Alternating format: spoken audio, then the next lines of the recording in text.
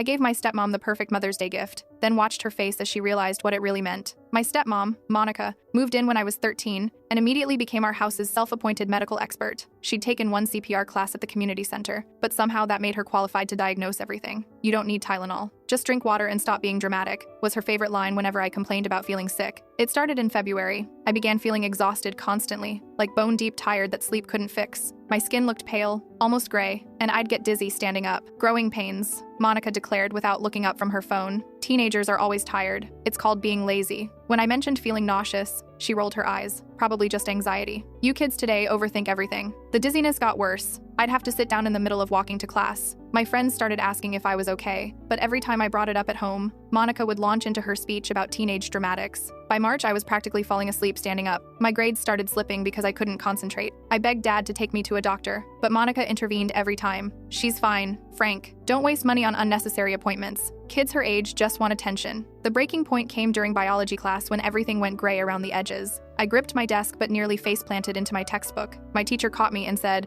"We're calling your parents and you're seeing the school nurse immediately." The school nurse took one look at me and said, "This child needs blood work today." "That's completely unnecessary," Monica protested when she arrived. "I've been monitoring her symptoms." "Ma'am," the nurse interrupted coldly, "I'm a registered nurse with 20 years experience. This student is exhibiting classic signs of severe anemia." 2 hours later at the ER, the doctor delivered crushing news. "Your daughter's hemoglobin is 6.2. Normal is 12 to 14. If you'd waited another week, she would have needed an immediate blood transfusion." Monica's face drained of color as he continued. "How long has she been showing symptoms?" "About 6 weeks, I said quietly. 6 weeks. Early intervention is crucial with anemia. Untreated, this could have led to heart problems or worse." Over the next few weeks, Monica became suspiciously quiet about medical topics, but she never apologized. Not once did she even acknowledge what happened. Dad tried to bring it up one night at dinner, saying something like, "Monica, maybe we should talk about what the doctor said." And she just stood up and left the room, just walked away like nothing had happened. I remember sitting there with my fork halfway to my mouth, watching her disappear down the hallway, and Dad just sighed and said, "Give her time." But I was done giving her anything. I started keeping track of everything after that. Every symptom I mentioned that she dismissed, every time she told me I was being dramatic, every single instance where she played doctor instead of actually listening. I wrote it all down in a notebook I kept under my mattress. February 12th, told Monica about dizziness. She said I needed more sleep. March 3rd, mentioned pale skin. She said I needed more sun. March 15th, nearly passed out in gym class. She said I was out of shape. The list went on, you know? And the more I wrote, the angrier I got. But here's the thing that really got me. About 2 weeks after my ER visit, I overheard Monica on the phone with one of her friends. I was in my room doing homework, and she was in the hallway, and I guess she didn't realize how loud she was talking. "Oh, it was nothing," she was saying. "Just teenage anemia. Happens all the time." The doctor was being overly cautious.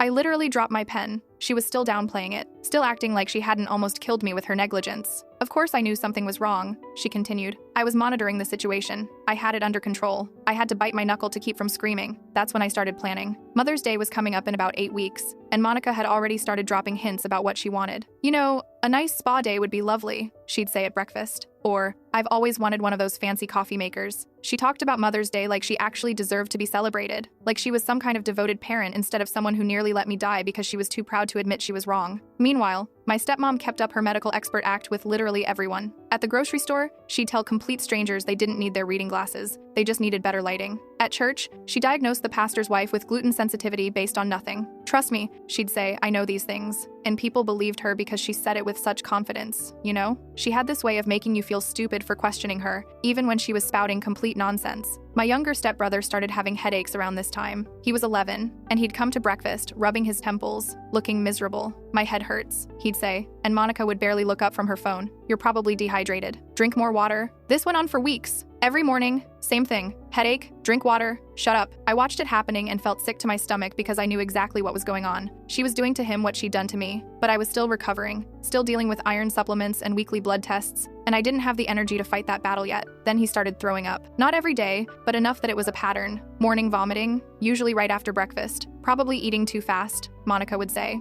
Or, "Maybe you're lactose intolerant." She had a diagnosis for everything except the right one. I'd see him hunched over the bathroom sink, pale and shaking, and she'd just yell from downstairs, Hurry up, you're going to be late for school. I started documenting his symptoms too. Kept a separate page in my notebook just for him. The headaches started in mid-March. Vomiting began early April. He mentioned dizziness on April 10th. Monica's responses were almost identical to what she'd told me. You're fine. Stop being dramatic. Kids your age are always complaining about something. It was like watching a horror movie where you know exactly what's going to happen but you can't stop it. Dad was basically useless during all of this. He worked long hours at his accounting firm, and when he was home, he just wanted peace and quiet. Anytime I tried to talk to him about Monica's behavior, he'd say something like, "She means well," or "She's just trying to help." I wanted to scream at him that her trying to help was literally killing us. But what was the point? He'd chosen her, and he was going to keep choosing her until something forced him to see the truth. So I focused on my Mother's Day plan. I spent my allowance on the medical textbook, found it used online for cheap. The woman who sold it to me was a retired nurse, and when I told her it was for a school project, she threw in some old medical journals for free. "Education is important," she said,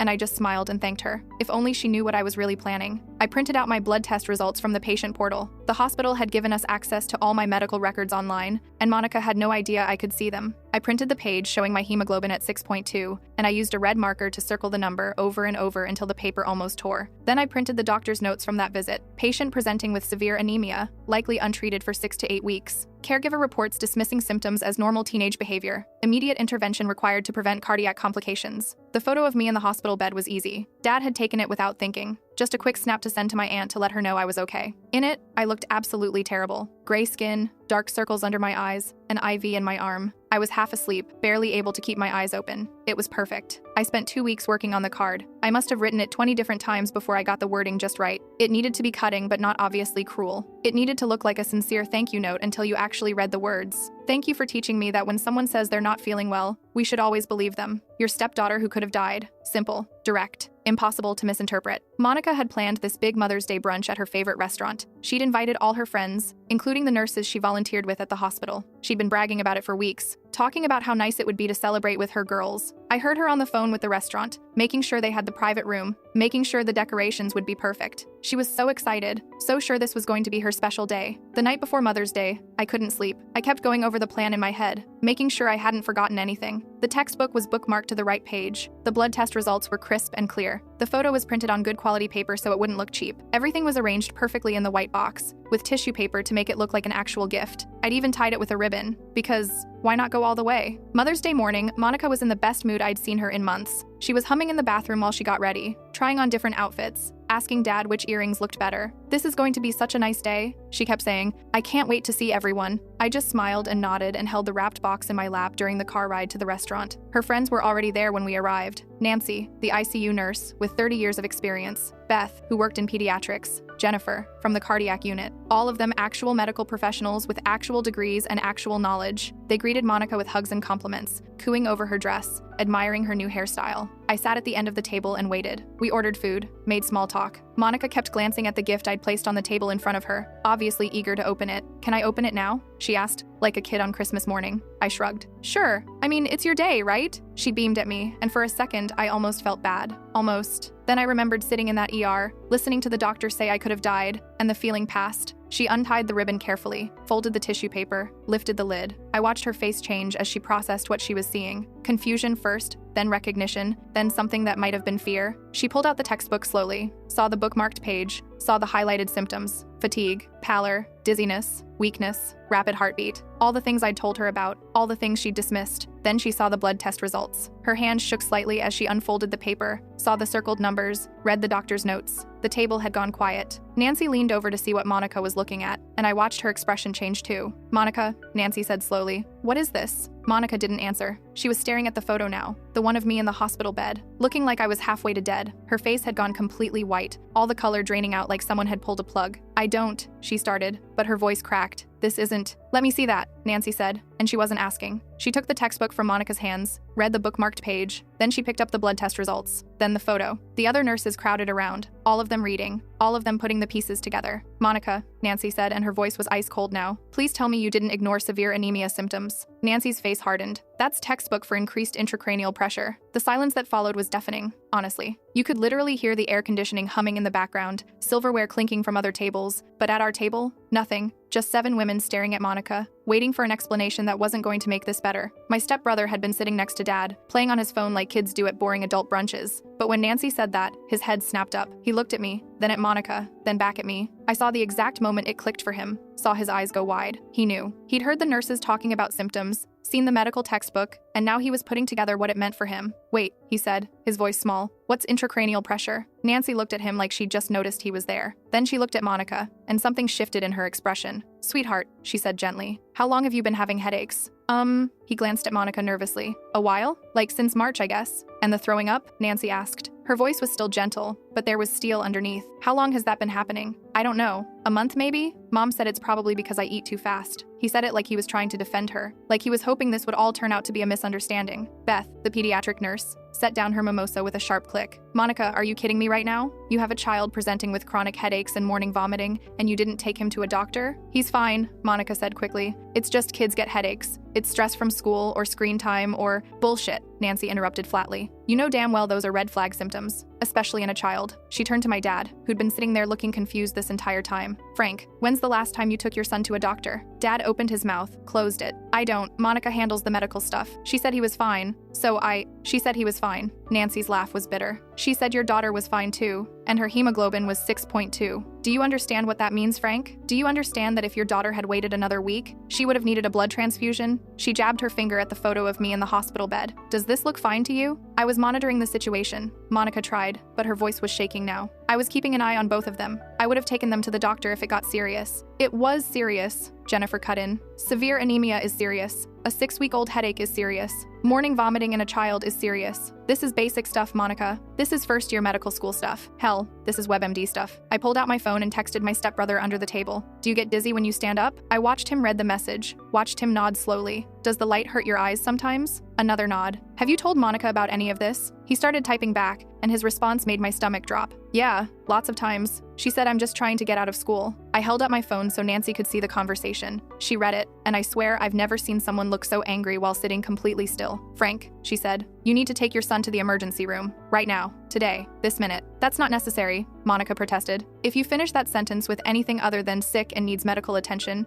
I'm calling CPS myself," Nancy snapped. "I'm not kidding, Monica. I've seen kids die from ignored symptoms like this. Brain tumors, meningitis, aneurysms. Any of those ring a bell? Because they all start with headaches and vomiting." My dad had gone pale, and he was staring at my stepbrother like he was seeing him for the first time. "Buddy," he said quietly, "does your head hurt right now?" My stepbrother nodded, and his eyes were filling with tears. "Yeah," he whispered. "It always hurts. I just stopped saying anything because Mom gets mad. That did it." Dad stood up so fast his chair scraped against the floor. "We're going to the hospital," he said. "Right now." He looked at Monica, and I'd never seen him look at her like that before, like he didn't know who she was. "You stay here. I don't want you anywhere near him right now." "Frank, you're being ridiculous." "Am I?" His voice was loud enough that people at other tables were starting to look over. "Because I'm looking at a picture of my daughter damn near dying, and I'm looking at my son, who's apparently been suffering for months, and the common denominator here seems to be you telling everyone they're fine when they're clearly not." "I'll drive him," I said, standing up too. "Dad, you're shaking. Let me take him. You can meet us there." I wasn't about to let Dad drive in that state, and honestly, I wanted to get my stepbrother away from Monica as fast as possible. Nancy grabbed her purse. "I'm coming too. I want to talk to the ER staff myself." She fixed Monica with a look that could have frozen hell. "And while I'm there, I'm going to tell them everything. Every single thing you just admitted to doing." "You can't," Monica started.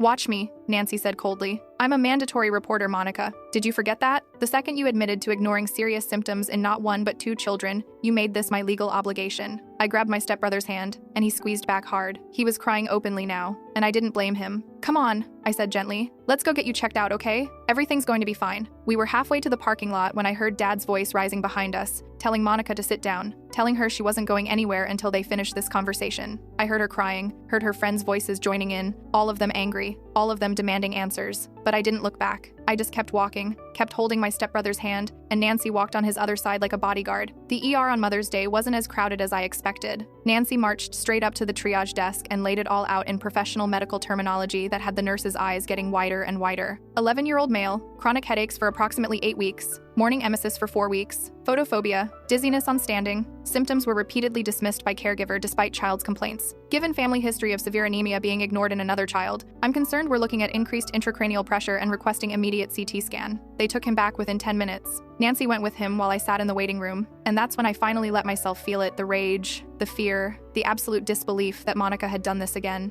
that she'd learned nothing, that she'd nearly killed me, and then turned around and started doing the same thing to an 11-year-old kid. I pulled out my phone and started recording a voice memo, just talking through everything that had happened at the brunch, Nancy's face when she read the medical textbook, Beth's reaction to hearing about my stepbrother's symptoms, Monica's pathetic attempts at defending herself. I wanted it all documented, all recorded, all preserved in case Monica tried to twist the story later. Dad arrived about 20 minutes later, looking like he'd aged 10 years. He sat down next to me without saying anything, just stared at the wall. Finally, he spoke. I should have known. I should have paid more attention. I trusted her. She seemed so confident about medical things, and I thought, his voice cracked. God, I'm so sorry. Both of you. I'm so sorry. Dad, I said quietly. She lied to you too. She's really good at it. And she was. You know, that was the scariest part. Monica could lie while looking you straight in the eye, could make you feel crazy for questioning her, could twist everything around until you were the one apologizing. 3 hours later, Nancy came out with a doctor I didn't recognize. The doctor's face was grim, and I felt my stomach drop even before he started talking.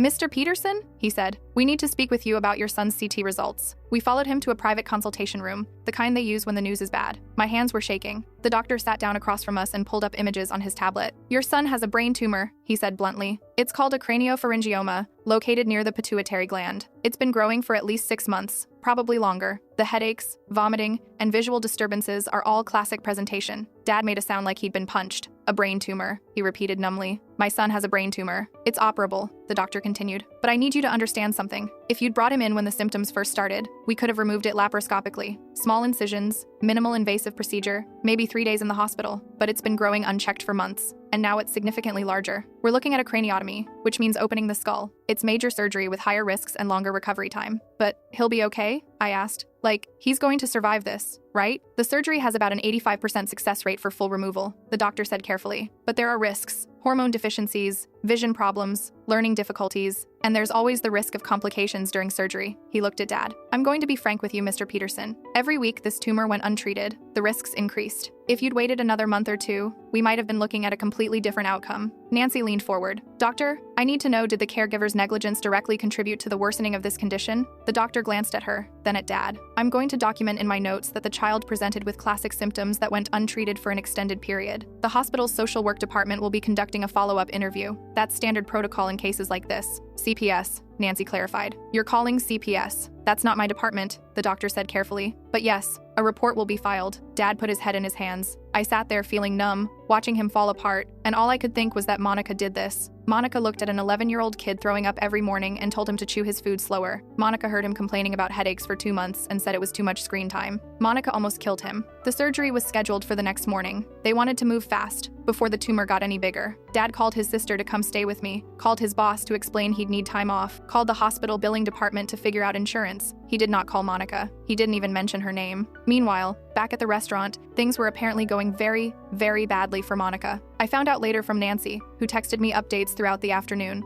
After we left, Monica's friends had absolutely torn into her. Beth had pulled up medical literature on her phone, showing Monica exactly what she should have been looking for. Jennifer told her about 3 separate cases she'd seen where ignored symptoms led to permanent disability or death. Nancy had straight up told her she was unfit to be around children. She kept trying to defend herself. Nancy's text read, said she was trying to save you all money on doctor visits. Can you believe that? She was willing to let kids die to save a couple $100 on co-pays. Monica had tried to leave at one point, but Nancy blocked her path. You're going to sit here and listen to every single thing we have to say. You owe these kids that much, at minimum. So Monica sat and listened and cried and made excuses and listened some more. By the time they were done with her, apparently she looked like she'd been through a war. We told her we're reporting her to the hospital volunteer coordinator, Nancy texted. All 3 of us are submitting formal complaints. She's done volunteering. I'm making sure of it. I screenshot every single text Nancy sent me, saved them all to a cloud drive, sent copies to my email, and printed them out for good measure. I was building a case against Monica, piece by piece, and I wanted every shred of evidence preserved. That night, I stayed at the hospital with Dad and my stepbrother. They'd admitted him and started him on steroids to reduce the swelling around the tumor. He looked so small in that hospital bed, hooked up to IVs and monitors, and I kept thinking about how Monica saw him suffering every single day and did nothing. What kind of person does that? What kind of person watches a kid in pain and tells them they're being dramatic? Dad slept in the chair next to the bed, or tried to sleep anyway. I could hear him shifting around, sighing, getting up to check on my stepbrother every half hour. Around 3 a.m., when my stepbrother woke up crying from pain, Dad held his hand and said, I'm so sorry, buddy. I should have protected you better. I should have listened. This is on me. But it wasn't on him. Not really. It was on Monica. Monica, who convinced him she knew what she was doing. Monica, who made him feel stupid for questioning her medical advice. Monica, who'd weaponized his trust and nearly destroyed his family. I fell asleep around 4 a.m. and woke up at 6:30 to angry voices in the hallway. I poked my head out and saw Dad standing in front of the elevator, blocking Monica's path. She looked terrible, red eyes, smudged makeup, the same clothes from yesterday. I need to see him, she was saying. He's my son, Frank. You can't keep me from my son. Watch me, Dad said flatly. The hospital staff has been informed that you're not allowed in his room. Security will escort you out if you try. This is insane. Monica's voice was getting louder. I made a mistake, okay? I admit it, but I love that boy, and I deserve to. You deserve nothing, Dad interrupted. You almost killed him, Monica. You almost killed both of them. And you know what the worst part is? You're still making excuses. You're still trying to justify what you did instead of just admitting you were wrong. I was trying to help. By ignoring a brain tumor? Dad's voice was shaking with fury. By telling a kid with a growth in his skull that he just needed to drink more water? That's help? Security showed up then. 2 guys in uniform who looked like they'd done this before. Ma'am, we need you to leave the floor, one of them said firmly. Monica looked at me, standing in the doorway, and her expression was pure venom. This is your fault, she hissed. You and your little stunt yesterday. You turned everyone against me. You're a vindictive, manipulative. Let me stop you right there, Nancy said, appearing from around the corner. She must have stayed the night too. Your stepdaughter potentially saved your stepson's life by forcing this situation into the open. If she hadn't given you that gift, if we hadn't all been there to hear what you'd done, this boy might have died before you bothered to take him seriously. So before you start throwing around words like manipulative, maybe take a long, hard look in the mirror. Security escorted Monica out while she was still trying to argue. We stood there watching the elevator doors close on her tear-stained face, and I felt nothing. No satisfaction, no guilt, no pity, just numbness. The surgery happened at 10 a.m. It took 6 hours. 6 hours of sitting in that waiting room, drinking terrible coffee, watching the clock tick by with agonizing slowness. Dad paced the entire time, wearing a path in the carpet. Nancy stayed with us for the first 3 hours before her shift started, but she made us promise to call her the second we heard anything. When the surgeon finally came out, I couldn't read his expression. The surgery went well, he said, and Dad literally collapsed into a chair with relief. We removed the entire tumor. The good news is, it was benign. The bad news is, because of how large it had gotten, there was some damage to the surrounding tissue. He's going to need hormone replacement therapy, possibly for life, and there's a good chance he'll have some vision issues we won't know the extent until the swelling goes down. But he's alive, Dad said. He's going to be okay. He's alive, the surgeon confirmed. He'll be in recovery for another few hours, then we'll move him to ICU for monitoring. But yes, barring any complications, he should make a full recovery. Well, as full as possible given the circumstances. After the surgeon left, Dad just sat there for a long time, staring at nothing. Then he pulled out his phone and started typing. I leaned over to see what he was doing. He was composing a text to Monica. The surgery is over. He's alive. No thanks to you. We'll talk when I'm ready, but don't expect that to be soon. And don't come to the hospital. You're not welcome here. He showed it to me before sending it. Too harsh? He asked. Not harsh enough, I said honestly. He sent it. Over the next few days, while my stepbrother recovered in ICU, the full extent of Monica's negligence started coming to light. The hospital's social worker interviewed both of us separately, taking detailed notes about every symptom Monica had dismissed, every time she'd told us we were being dramatic, every instance where a reasonable person would have sought medical attention. This is definitely going to CPS, the social worker told Dad. I'm required by law to report suspected medical neglect, and this is one of the clearest cases I've seen. A brain tumor that went untreated for months while the child repeatedly expressed symptoms? That's textbook. Then Nancy sent me a screenshot from the hospital volunteer coordinator's email. Dear Ms. Peterson, we have received multiple serious complaints regarding your conduct and medical advice given to patients and their families. Effective immediately. Your volunteer status is suspended pending a full investigation. You are not to return to any hospital facilities until this matter is resolved. But Monica wasn't going down without a fight. Oh no. 3 days after my stepbrother's surgery, Dad's phone started ringing off the hook. His mother, his sister, his brother, his cousin, everyone calling to ask what the hell was going on and why was Monica telling everyone that I'd fabricated medical records and staged an elaborate hoax to destroy her life. She's telling people you made up the anemia, Dad said to me after hanging up with his third relative. She's saying you doctored the blood test results, that you paid an actor to pretend to be your doctor, that the whole thing was a scheme to turn me against her. That's insane, I said. The hospital has all my records. They can verify everything. I know that. You know that. But my family is eating this up because it sounds better than the truth, which is that I married someone who endangered my children. He rubbed his face tiredly. My mother actually told me I should give Monica another chance. Said everyone makes mistakes, and family should forgive. She almost killed 2 kids, I said flatly. That's not a mistake. That's negligence. Try explaining that to someone who wants to believe the best in people, Dad muttered. By the end of the week, Monica had successfully convinced half of Dad's family that I was a lying, manipulative teenager who was jealous of her and trying to break up the marriage. Never mind that my stepbrother was literally in the hospital recovering from brain surgery. Never mind that the doctors had documented everything. Never mind that 3 experienced nurses had witnessed Monica's confession firsthand. No, Clearly, I was the problem. Dad got into a screaming match with his mother about it. I could hear him from down the hallway, his voice getting louder and angrier. Mom, she has a brain tumor that went untreated for months. What part of this are you not understanding? Monica ignored serious medical symptoms in not one but two children. The hospital filed a CPS report. This isn't my daughter being dramatic. This is documented medical negligence. His mother's response was apparently something about how Monica was under a lot of stress and everyone handles things differently. Dad hung up on her. Monica's next move was even more calculated. She started showing up at places she knew Dad would be: the grocery store, the gas station, his favorite coffee shop. She'd accidentally run into him and try to strike up conversation, acting like nothing had happened, like she hadn't almost killed two kids through sheer stubborn ignorance. Dad started taking different routes to work, shopping at different stores, avoiding his usual routine entirely. I can't look at her, he told me one night. Every time I see her face, all I can think about is you in that hospital bed and stepbrother on that operating table, and how she could have prevented all of it if she'd just listened, if she'd just swallowed her pride and admitted she didn't know everything. My stepbrother came home a week after surgery. He had a huge scar across his head where they'd cut through his skull, and he tired easily, but the doctor said his recovery was going well. He'd need physical therapy and regular neurologist appointments, and he was on a bunch of medications, but he was alive. That's what mattered. Monica tried to come to the house the day he got home. Dad had just gotten him settled on the couch with blankets and pillows when the doorbell rang. I looked out the window and saw her car in the driveway. "Don't answer it," I said. "I wasn't planning to," Dad replied. She rang the bell 6 times, then started knocking. Then she started yelling through the door. "Frank, please, I just want to talk. I know I made mistakes, but we can work through this. I love you. I love the kids. Please, just let me explain." My stepbrother looked at me with wide eyes. "Is that Mom?" "Yeah," I said, "but Dad doesn't want her here right now." "Good," he said quietly. "I don't want to see her either." Monica eventually left, but not before leaving a note taped to the door. "Frank, I know I messed up. I know I should have taken their symptoms more seriously, but I was scared of being wrong, scared of looking stupid, scared of admitting I didn't know as much as I thought I did. I let my pride get in the way of their health, and I will regret that for the rest of my life. Please give me a chance to make this right. I'm going to therapy. I'm taking classes. I'm going to be better. Just please don't shut me out. We can get through this together. I love you. I love our family. Please." Dad read it, crumpled it up, and threw it in the trash. "Too little, too late," he said. But I wasn't satisfied with just keeping her away from the house. I wanted more. I wanted everyone to know what she'd done. I wanted consequences that actually mattered. So, I started making phone calls. First, I called Nancy and asked if she and the other nurses would be willing to give statements for my dad's divorce proceedings. "Absolutely," Nancy said immediately. "I've already talked to a lawyer friend of mine about it. Medical neglect can be documented, and it makes for a very strong case in court. We'll testify to everything we heard her say at that brunch." Then I called my aunt, Dad's sister, who'd been skeptical about the whole thing until I sent her copies of all my medical records, all the social worker's notes, and photos of my stepbrother's surgical scar. "Oh my God," she breathed. Frank was telling the truth. Monica really is that incompetent. Worse than incompetent, I said. Dangerously negligent. And she's telling everyone I made it all up. I'll start setting the family straight,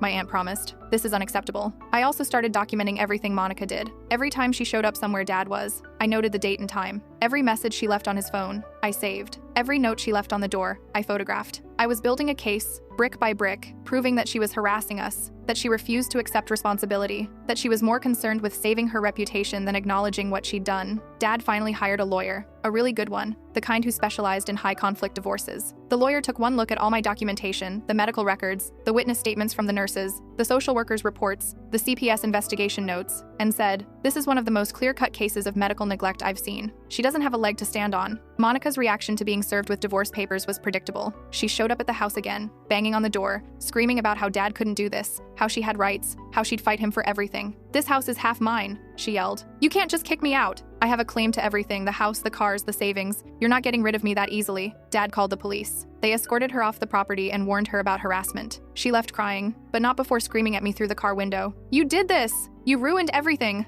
I hope you're happy." I was. Honestly, I was very happy watching her be held accountable for once. Then I found the notebook. I was looking for a charger in Monica's old office. Dad had boxed up most of her stuff but hadn't gotten to everything yet, and I knocked over a stack of papers. Underneath was a spiral notebook, the kind you'd buy at any drugstore. I picked it up, curious, and started flipping through it. It was a medical journal, Monica's medical journal, and it was damning. She'd been documenting our symptoms for months. Not just mine and my stepbrother's, she'd been doing this for years, apparently. There were entries dating back to when she first moved in with Dad. F complaining of back pain, probably just needs better posture. F says he's been tired lately, but he stays up too late watching TV. Stepdaughter says she has a sore throat, but she's probably just trying to get out of school. But the recent entries were what made my blood run cold. February 10th, stepdaughter looking pale, complaining of exhaustion. Probably anemia, but not severe enough to worry about yet. Will monitor. February 24th, stepdaughter dizzy in the mornings. Classic anemia presentation. Iron supplements would help, but I don't want to alarm Frank with doctor visits. We'll have her eat more red meat. She knew. The entire time. She knew what was wrong with me, and she deliberately chose not to get me help. Not because she didn't recognize the symptoms, she recognized them perfectly. She just didn't want to admit she'd been wrong when she initially dismissed them. The entries about my stepbrother were even worse. March 15th. Stepson's headaches persisting. Possibly tension headaches from school stress, but frequency is concerning. We'll observe for another week. March 28th. Morning vomiting started. This plus headaches could indicate ICP, but more likely just a stomach bug. We'll see if it resolves on its own. April 5th. Symptoms not improving. Should probably get him checked. But if it turns out to be something serious, Frank will blame me for not acting sooner. Safer to wait and hope it resolves naturally. April 12th. Headaches getting worse. He's complaining every day now. Definitely should take him to doctor. But the longer I wait, the worse I look if something is actually wrong. Stuck between a rock and a hard place. We'll give it one more week. She'd known for weeks that my stepbrother needed medical attention. She documented her concerns, acknowledged the possibility of serious illness, and then actively chose to gamble with his life rather than face the embarrassment of being wrong. She'd let her pride, her ego, her fear of looking incompetent matter more than a child's health. I photographed every single page. Then I sent copies to Dad, to the lawyer, to the social worker handling the CPS case, to Nancy, and to the hospital volunteer coordinator. I wanted everyone to see this. I wanted there to be no possible way Monica could talk her way out of what she'd done. Dad called me 20 minutes after I sent him the photos. "Where did you find this?" His voice was shaking. "Her office. It was under some papers. She documented everything," he said, sounding almost dazed. She knew they were sick. She knew, and she chose to do nothing. She chose her pride over their lives. "Yeah," I said simply. "She did. I'm sending this to my lawyer right now," Dad said. "Monica is done. She's finished. There's no coming back from this." The lawyer agreed. "This is evidence of willful negligence," he told Dad. "She documented symptoms, recognized potential serious illness, and made a conscious decision not to seek medical care. This isn't just incompetence, this is deliberate endangerment. I can use this to push for a very favorable settlement. And honestly, I don't think she's going to fight us. The minute this gets entered into official court records, she's going to want to settle as quickly and quietly as possible." Monica's lawyer called 2 days later requesting a meeting. Dad agreed, and I insisted on being there. The meeting was in a conference room at the lawyer's office, cold and sterile and professional. Monica looked terrible. She'd lost weight. Her hair was greasy. She had dark circles under her eyes. She wouldn't look at me. "My client is willing to negotiate a settlement," her lawyer began carefully. "Your client is guilty of medical neglect and willful endangerment of minors," our lawyer replied. "We have documented evidence of her knowingly withholding necessary medical care. We have witness statements from 3 registered nurses describing her confession. We have hospital records, social worker reports, and a CPS investigation that's still ongoing. Your client has no leverage here." Monica's lawyer cleared his throat. "Nevertheless, we believe she gets nothing," Dad interrupted. "No claim to the house, no claim to my retirement, no spousal support. She signs away any rights to my children. She agrees to a restraining order, and she releases any and all claims to marital property. In exchange, I won't pursue criminal charges." "That's not reasonable," Monica's lawyer protested. "It's extremely reasonable," our lawyer countered. "Criminal charges for child endangerment could result in jail time. We're offering her a way out that doesn't involve a criminal record. I suggest she takes it." Monica spoke for the first time, her voice small and broken. "Frank, please, can we just talk about this? Can we?" "No," Dad said flatly. "We're done talking. You nearly killed 2 children because you couldn't admit you were wrong. There's nothing to discuss. I was trying to help." "Stop," Dad held up his hand. "Just stop. I've read your journal, Monica. I've seen your entries where you acknowledged they needed medical care and chose to wait anyway. You don't get to claim you were trying to help. You were trying to cover your own ass. And you prioritized that over the lives of 2 kids. My kids." Monica started crying, but Dad didn't soften. "You have 48 hours to accept the terms. After that, I'm filing criminal charges and pushing for the maximum penalty. Your choice." Monica signed the papers the next day. Just like that, it was over. She got nothing, no house, no money, no claims to anything. She also agreed to stay at least 500 feet away from Dad, me, and my stepbrother at all times. The restraining order was good for 3 years. I thought I'd feel triumphant when it was finalized, but mostly I just felt tired. Tired and a little sad. Not for Monica, but for Dad, who looked like he'd aged 10 years in a few weeks. "I should have seen it sooner," he kept saying. "All the signs were there. I just didn't want to believe I'd made such a terrible mistake. She fooled a lot of people," I told him. "Not just you, but you saw through her," he pointed out. "Even at 13, you knew something was wrong." "I lived with her," I said. "You just loved her. There's a difference." Nancy and her nurse friends sent a formal letter to the hospital administration detailing Monica's behavior at the brunch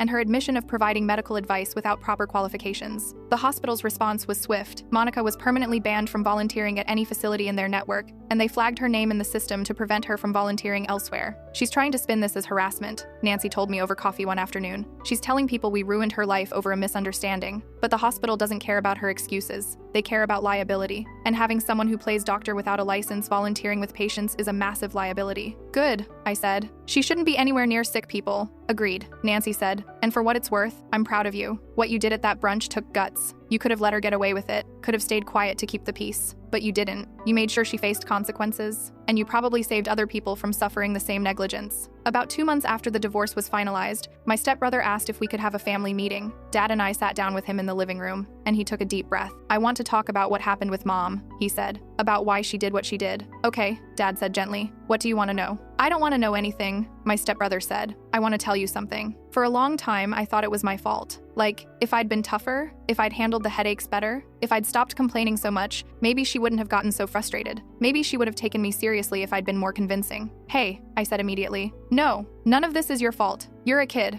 You told an adult you were sick, and that adult failed you. That's on her, not you. I know that now, he said. My therapist has been helping me understand it, but I wanted to say it out loud, to both of you, so you know that I don't blame you guys. Dad, you trusted the wrong person. That doesn't make you a bad father. And he looked at me. You saved my life. If you hadn't given Monica that gift, if you hadn't made everyone see what she was doing, I might have died. The doctors said so. So, thank you for being brave enough to speak up when I couldn't. We all cried after that. Good tears, healing tears, the kind that mean you're processing trauma instead of burying it. Things got better slowly. My stepbrother's scars healed, though he'd always have a mark where they opened his skull. His hormone levels stabilized with medication. His vision issues turned out to be minor and correctable with glasses. He went back to school and, surprisingly, became kind of popular. Having brain surgery apparently gave him a certain cachet with his classmates. I finished my treatment for anemia, got my iron levels back to normal, started feeling like myself again. My grades improved. I started sleeping better. The constant exhaustion that had plagued me for months finally lifted. Dad started dating again, but he was cautious now, hyper-aware of red flags, quick to end things if something felt off. I'm not making that mistake twice, he told me. Next time I bring someone into this family's life, they're going to be thoroughly vetted.